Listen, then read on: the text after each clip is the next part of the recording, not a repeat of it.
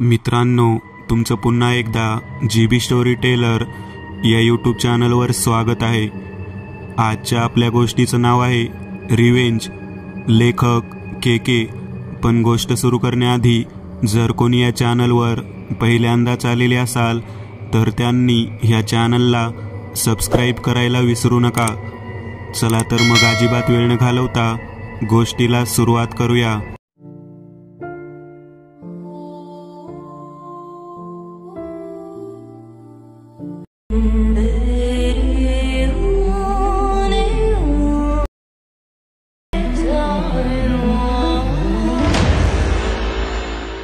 प्रकाश ऑफिसमध्ये पोहोचला।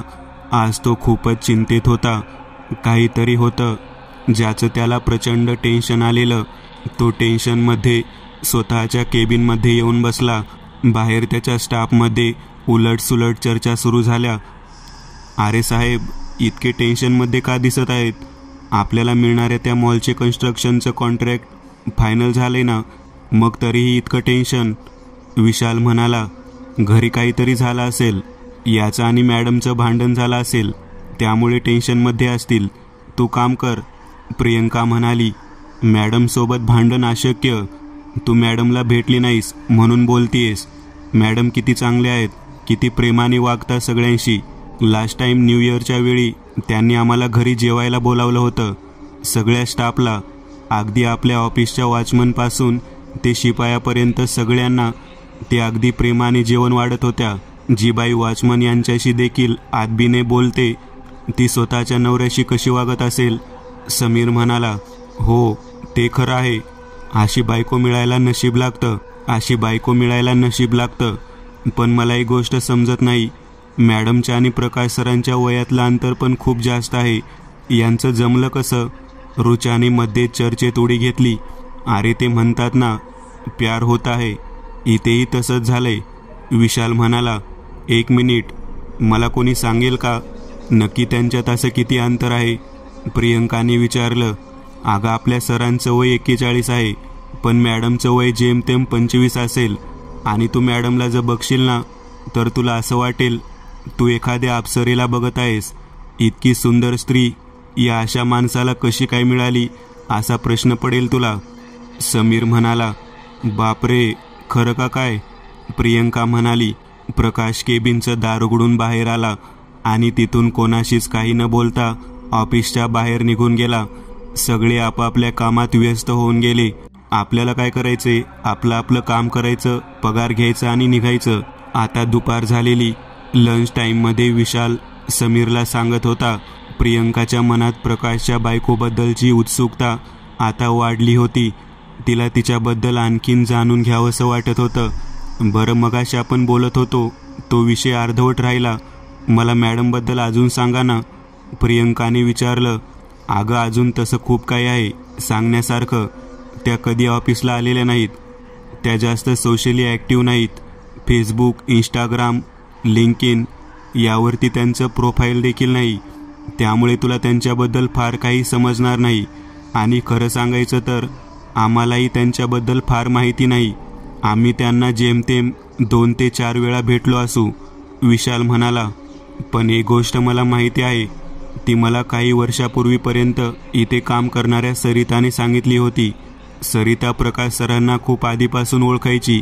सरिता म्हणायची की प्रकाश सर आधी खूप गरीब होते, CA करत होते, पण पास झाले नाहीत। घरची परिस्थिती हालाकीची होती। त्यांना 2 भाऊ, 1 बहीण आणि आई वडील असा परिवार होता।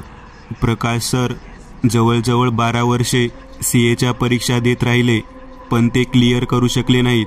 अखेर त्यांनी CAचा कोर्स सोडला आणि त्यांना रत्नागिरीमध्ये एका ॲग्रो कंपनीमध्ये नोकरी मिळाली, दाभोळला। मग ते मुंबई सोडून दाभोळला शिफ्ट झाले। तिथे त्यांनी जेमतेम वर्षभर जॉब केला आणि तिथून इकडे आले। त्यावेळी लग्न करूनच आले। मॅडम आणि त्यांची तिथेच ओळख झाली आणि मग त्यांनी तिथेच लग्न उरकलं।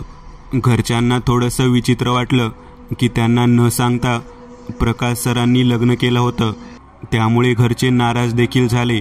पण काही दिवसातच त्यांची नाराजी मिटली। आधी प्रकाश सरांनी बिल्डिंगच्या वॉटरप्रूफिंगचे कॉन्ट्रॅक्ट घ्यायचं काम सुरू केलं आणि मग हळूहळू काही महिन्यातच त्यांचं नशीब पालटलं आणि मग त्यांनी थेट कन्स्ट्रक्शन कंपनी सुरू केली. या कंपनीला फॉर्म होऊन जेमतेम 5 वर्ष झाली असतील. पण दुर्दैव बघ, प्रकाश सरांकडे जेव्हा त्यांचे कुटुंब होतं तेव्हा त्यांच्याकडे बाकी काही नव्हतं, आणि जेव्हा त्यांच्याकडे आता सगळी धनदौलत, प्रसिद्धी, पैसा आहे, पण आता त्यांच्या कुटुंबातलं कोणीही शिल्लक नाही. विशाल म्हणाला. बापरे, म्हणजे त्यांच्या कुटुंबाच्या बाबतीत नक्की झालं काय? प्रियंकाने विचारलं. अगं विचित्र अशा अपघातात त्यांच्या कुटुंबातील एक व्यक्ती निधन पावला. त्यांच्या घरी आता फक्त त्यांचे वडील जिवंत आहेत, पण ते देखील पॅरेलाइज आहेत. समीर म्हणाला. ओ, दॅट्स ट्रॅजिक, प्रियंका म्हणाली. प्रियंकाच्या मनात आता प्रकाशच्या बायकोला बघायची उत्सुकता खूपच वाढली होती.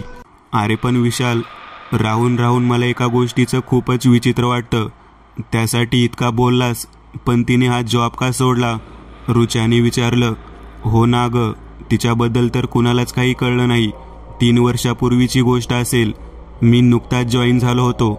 सरिता माझी सिनियर होती. प्रकाश सरानंतर सगळ्या पावर तिच्याकडेच होत्या. ती इथे जनरल मॅनेजर होती. तिचे आणि प्रकाश सरांचे खटके उडायला लागले होते असं मला समजलं होतं. तो दिवस तर मला अजूनही आठवतो. मला जॉईन होऊन 1 आठवडा झाला होता. संध्याकाळी 2 दिवसापूर्वीपासून एकमेकांशी आबोला धरलेले प्रकाश आणि सरिता त्या दुपारपासून खूपच चांगले बोलत होते. दोघांमधले वाद मिटले होते असं वाटून ऑफिसमधलं वातावरण पुन्हा एकदा खेळीमेळीचं झाल्यासारखं आता वाटलं होतं. आणि त्यानंतरच काही वेळात प्रकाश केबिनमधून बाहेर आला आणि त्याने सगळ्या स्टाफला आज लवकर घरी जायला सांगितलं. रोज 7ला सुटणारं ऑफिस आज लवकर सुटलं होतं, पण सरिता ऑफिसमध्येच थांबली आणि त्या दुपारीच आम्ही सगळ्यांनी तिला शेवटचं पाहिलं. पुढे पोलीस इथंही आले होते, पण तिच्याबद्दल कोणाला काही कळलं नाही. विशाल म्हणाला. बापरे, म्हणजे प्रकाश सरांवर संशय आला? प्रियंका म्हणाली. नाही, ते म्हणाले की ती तर काही वेळातच इथून गेली, म्हणजे 4 वाजता ती गेली. त्यांचं CCTV फुटेज पण त्यांनी दाखवलं पोलिसांना, त्यामुळे त्यांच्यावर कसला संशय आला नाही. समीर म्हणाला. त्यांचा लंच टाईम संपला आणि सगळे पुन्हा एकदा कामावर परतले. प्रकाश त्या दिवशी ऑफिसला आलाच नाही.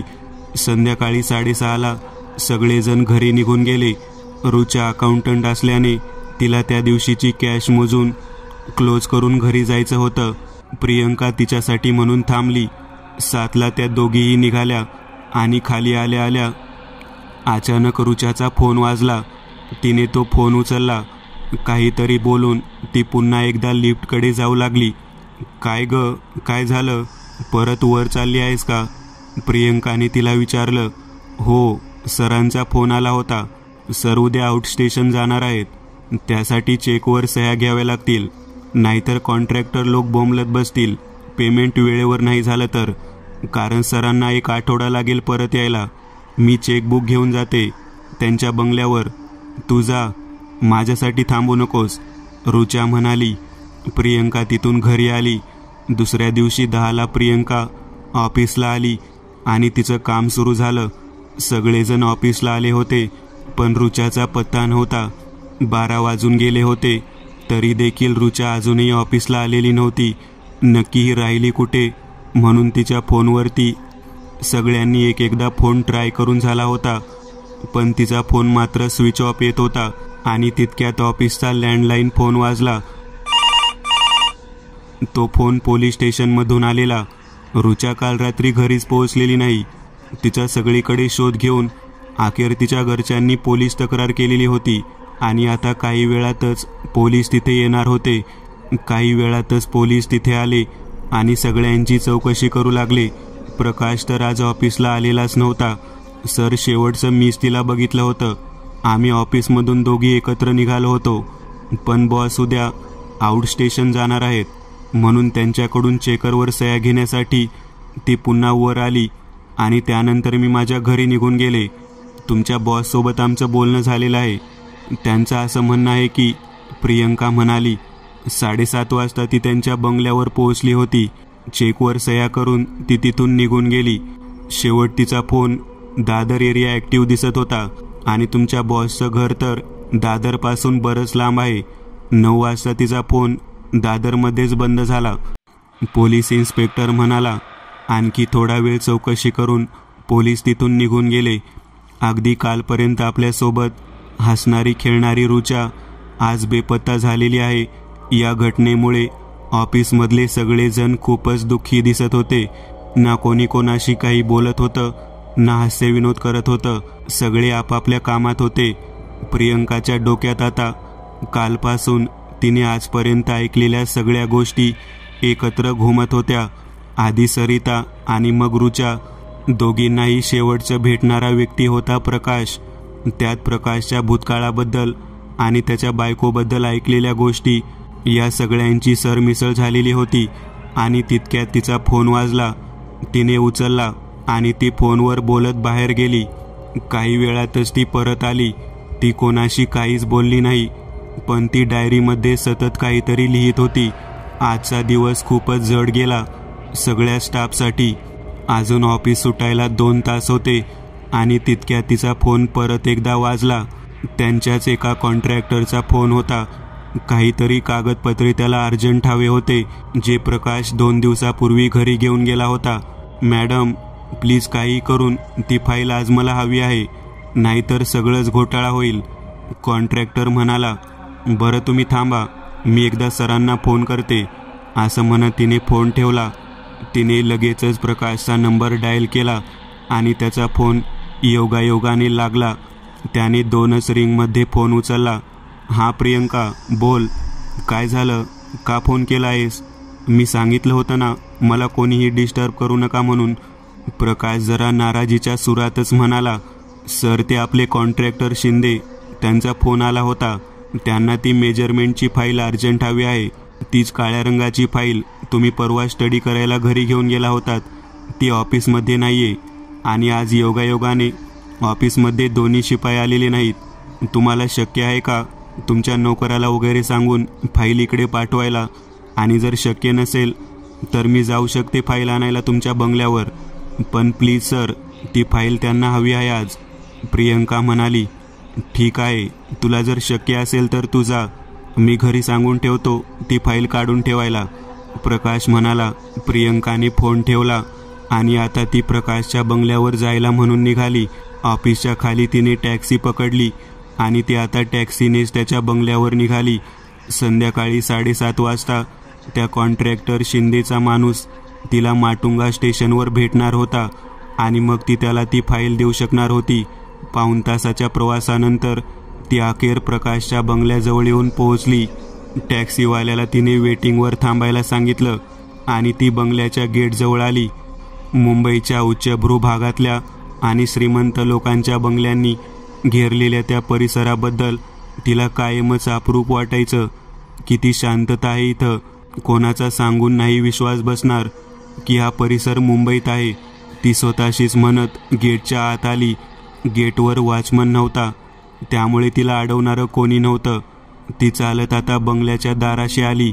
दारावरची बेल वाजवून काही मिनिटं उभी राहिली आणि काही वेळातच आतून दरवाजा उघडल्याचा आवाज ऐकू आला. समोर एक वृद्ध स्त्री उभी होती. जवळजवळ 80 वर्षांची असेल.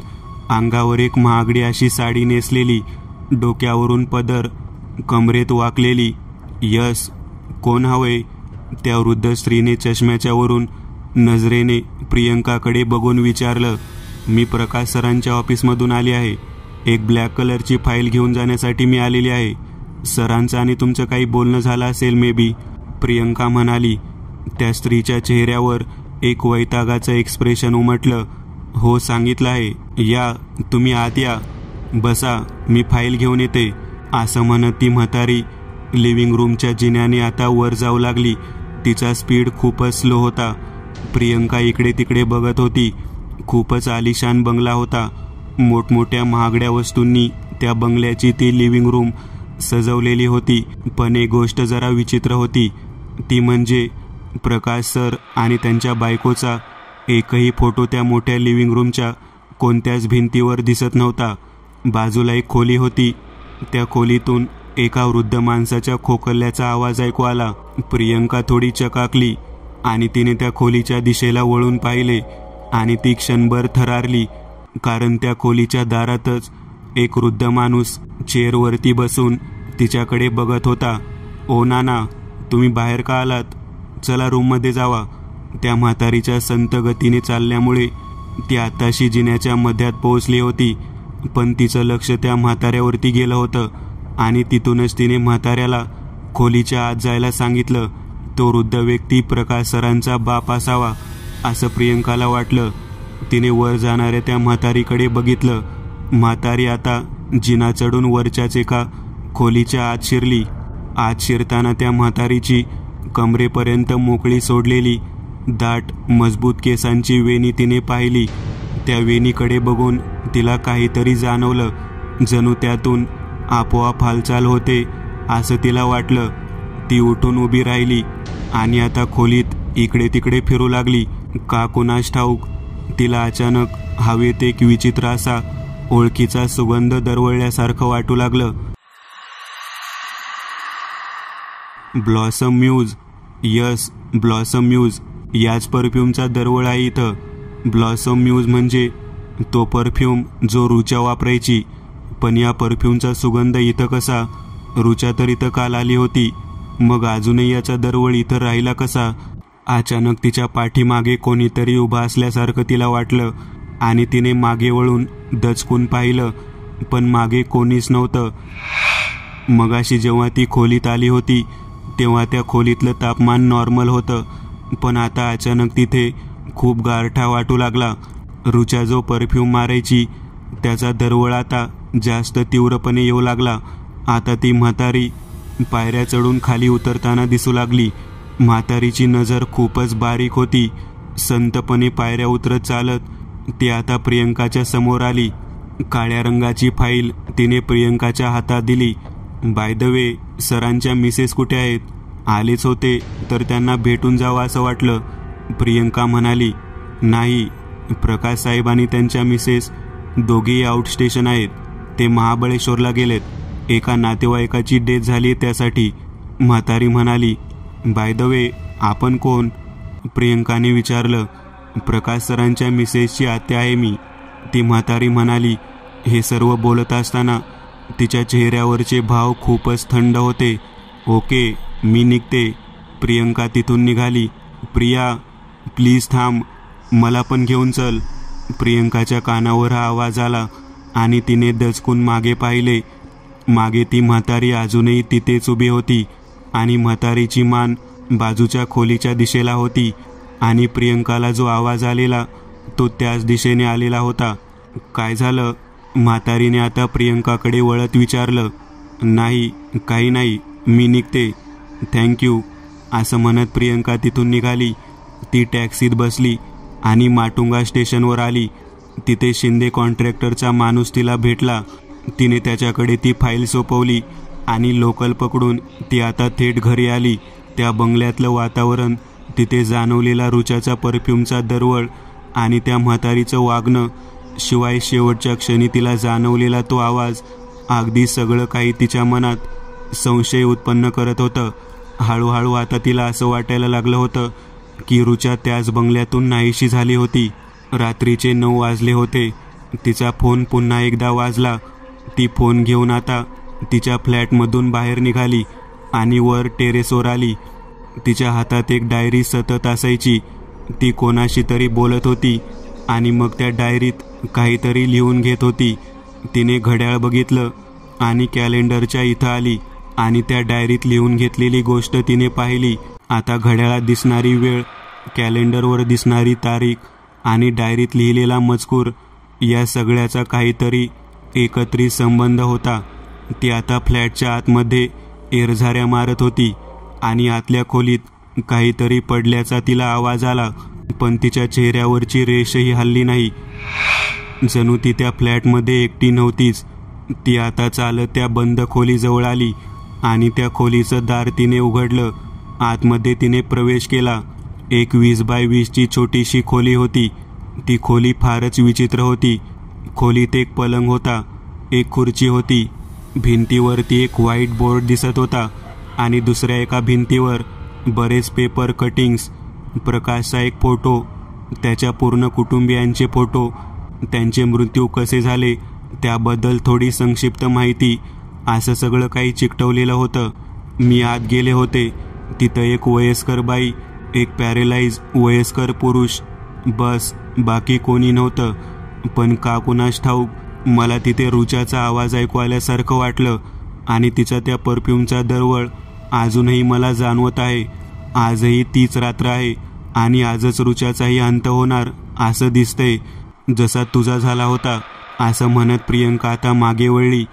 त्या बेडवर एका स्त्रीचा पुतळा आडवा ठेवलेला होता आणि भिंतीवर सरिताचे आणि प्रकाशचे ऑफिसच्या वर्धापन दिनाच्या वेळेचा एक फोटो लावलेला होता.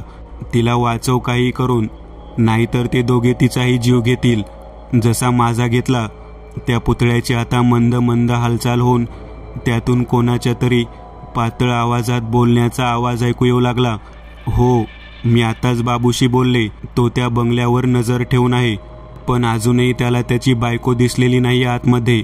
मग नक्की रुचाला घेऊन ते कुठे गेले असतील?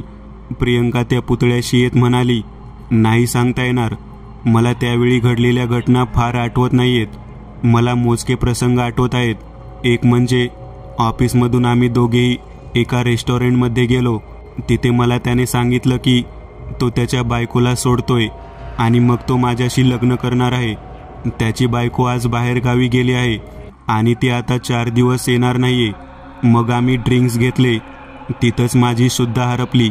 डोळे उघडले तेव्हा माझा मृत्यू झालेला. माझं शिर कापलेलं धड त्याच बंगल्याच्या गार्डनमध्ये गाडलं होतं. त्याच्या बाजूला एक म्हातारी बाई उभी होती, जिची वेणी कमरेपर्यंत लांब होती. त्या पुतळ्यातून आवाज आला. ताई, मला 3 वर्ष लागली त्याच्या इतक्या जवळ पोचायला. मला माहिती नव्हतं तो रुचाला टार्गेट करेल. मला वाटलं तो मला टार्गेट करेल, पण मला कळलंच नाही काल काय झालं. माझा अंदाज होता तो आज मला टार्गेट करेल, पण कालच रुचाला त्याने उचललं. गेल्या 7 दिवसात 2 मुली बेपत्ता झाल्याची बातमी आहे पेपरमध्ये.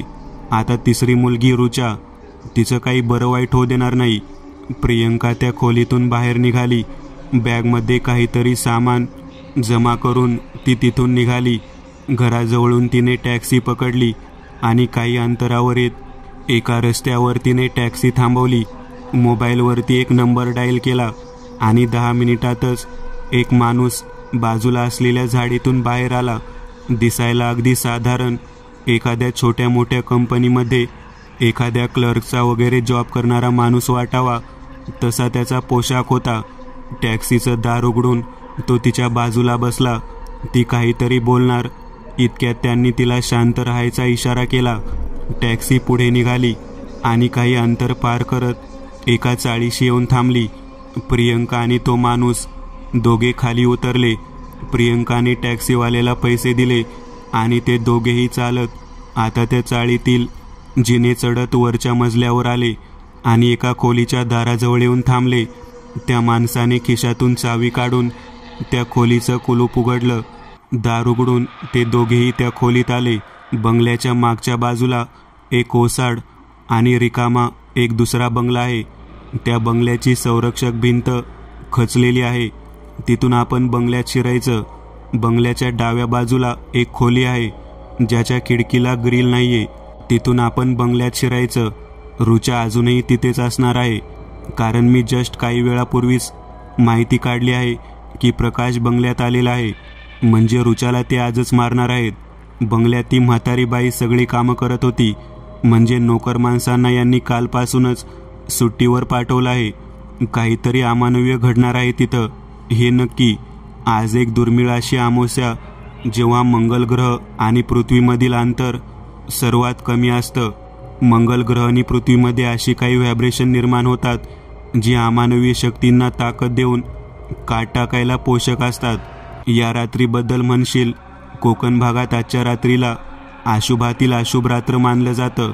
याच रात्रीमध्ये या ठरलेल्या वेळी एक नरबळी देऊन एक पिशाचिनी वश केली जाते आणि मग ती पिशाचिनी त्या साधकाची हवी ती इच्छा पूर्ण करते. मग ती इच्छा कोणतीही असो. आणि या सगळ्या ती पिशाचिनी त्या साधकाकडे दर 3 वर्षांनी 3 तरुणीचे बळी मागते. हा एकूण 7 दिवसाचा काळ असतो. या 7 दिवसात त्याला 3 तरुणी बळी म्हणून द्याव्या लागतात. बळी पूर्ण झाले की मग पुढची 3 वर्ष ती पिशाचिनी काहीही मागत नाही. बाबू म्हणाला, म्हणजे तुला नक्की काय म्हणायचंय? प्रियंकाने विचारलं.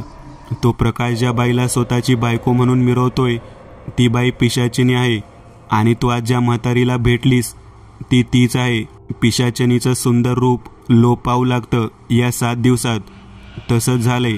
ती आधी वृद्ध होत जाते या 7 दिवसात, आणि आज रात्री तीच सर्वात भयान रूप धारण करते. पण 3रा बळी गेला की मग ते सूर्योदय होण्याआधी पुन्हा स्वतःचं सुंदर असं रूप मिळवते. सरिताचं हे असं झालं त्या दिवसापासून मी या घटनेच्या पाठी लागलो आणि याबद्दल सगळी माहिती काढली. त्यासाठी मी दाभोळ्याला गेलो होतो. तिथे कितीतरी दिवस मी डोंगर दऱ्या तुडवत नको तिथे भटकलो, आणि अखेर मला समजलं प्रकाशचं अचानक लग्न करून येणं, अचानक त्याच्या आयुष्याची भरभराट झाली, हा सगळा योगायोग नव्हता. ही सगळी त्या पिशाचिनीची त्याच्यावर झालेली कृपा होती. बाबू म्हणाला, बाबू, आपण तिला कसं संपवणार मग? ती तर अमानवीय शक्ती आहे.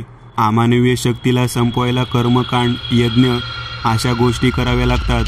आपण काय करणार? प्रियंकाने विचारलं. Not necessary. दरवेळी कर्मकांड किंवा यज्ञ करूनच या मानवी शक्तींना संपवता येतं.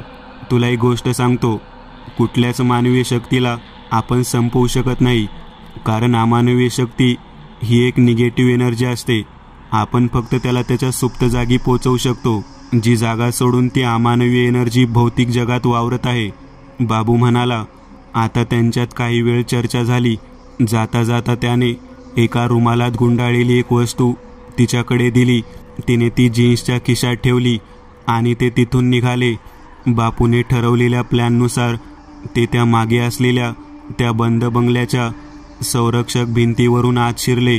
आतमध्ये काही निवडक खोल्यांमध्ये लाईट दिसत होती, पण बाकी ठिकाणी अंधार होता. आतमध्ये कसलीच हालचाल दिसत नव्हती.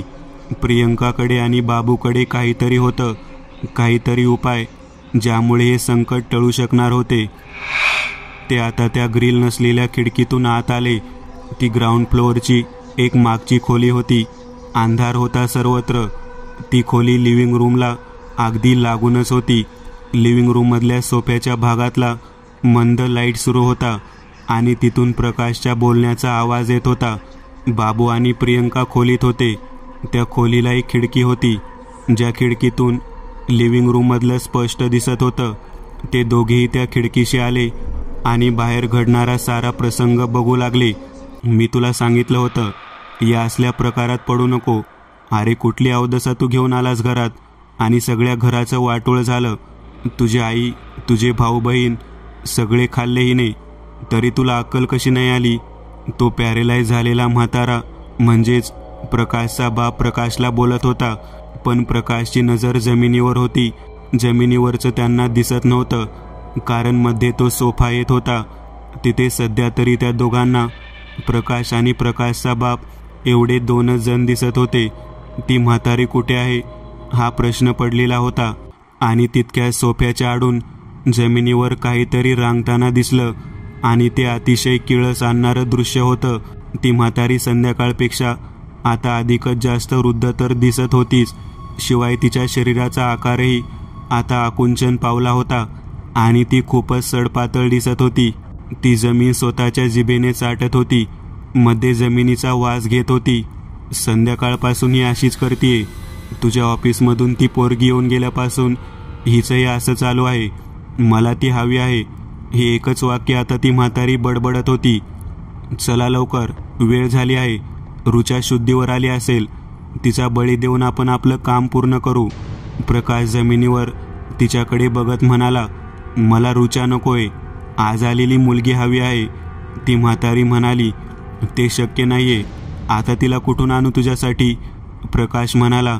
ती जमिनीचा वास घेता घेता अचानक थांबली. ती इथे जवळपास आहे, मला आणून दे. असं म्हणत त्या म्हातारीची नजर त्याच्या खोलीच्या खिडकीवर पडली, आणि तिला खिडकीच्या फटीतून त्यांना बघणारे डोळे दिसले. ती तिथे आहे. म्हातारी जागेवर उठून उभी राहिली आणि जोरात किंचाळली. प्रियंका आणि बाबू दोघांच्याही अंगावर भीतीने सरसरून काटा उभा राहिला. बापरे, कोण आहे तिथे, असं म्हणत प्रकाश त्या खोलीच्या दाराकडे येऊ लागला.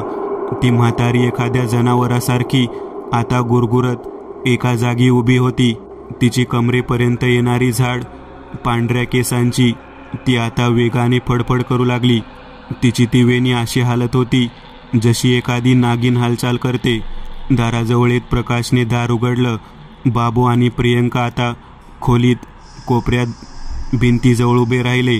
बाबू आणि प्रकाशची झटापट सुरू झाली. प्रकाशची शरीरयष्टी बाबूपेक्षा दणकट होती, त्यामुळे तो बाबूवर सरस ठरला. बाबूवरती त्याने 4 ठोसे लगावले. बाबू जमिनीवर कोसळला आणि प्रियंका मध्ये आली तर त्याने तिलाही बाजूला ढकलून दिली. प्रियंकाच्या केसांना धरून तो तिला खरडत बाहेर घेऊन आला.